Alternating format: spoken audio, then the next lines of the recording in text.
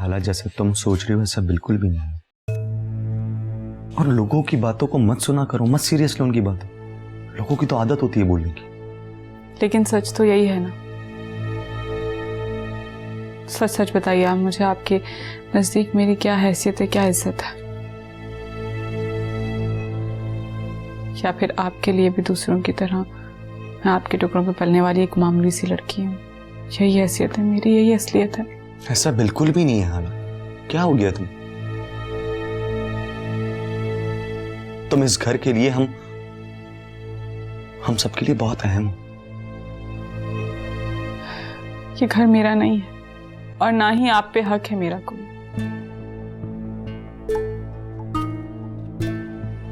मैं तो आपके एहसान तले दबी हूँ, कोई सहारा नहीं है, बेसहारा हूं। तभी तो कोई भी बेइज्जत कर देता है मुझे, चाहे वो आपके पड़ोसी हो या फिर सारा भाभी का भाई।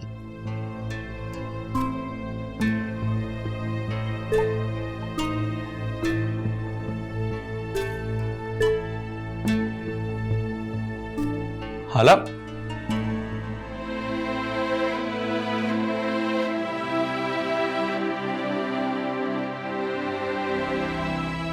अस्सलाम वालेकुम। वालेकुम सलाम। जीते रहो बेटा।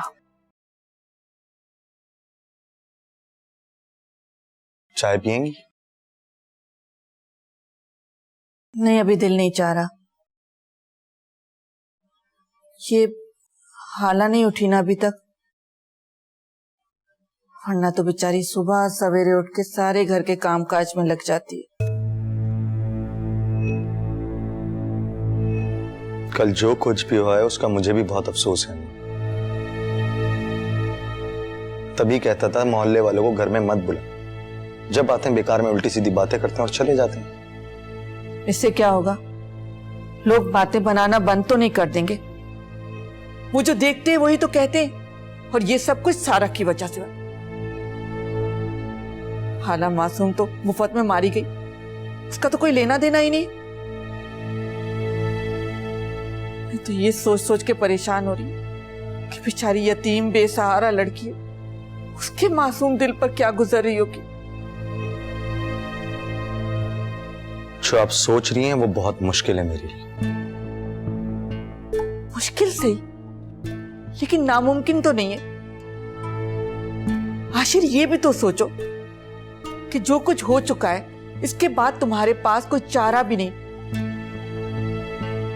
और दूसरी शादी करना कौन सी बुरी बात है?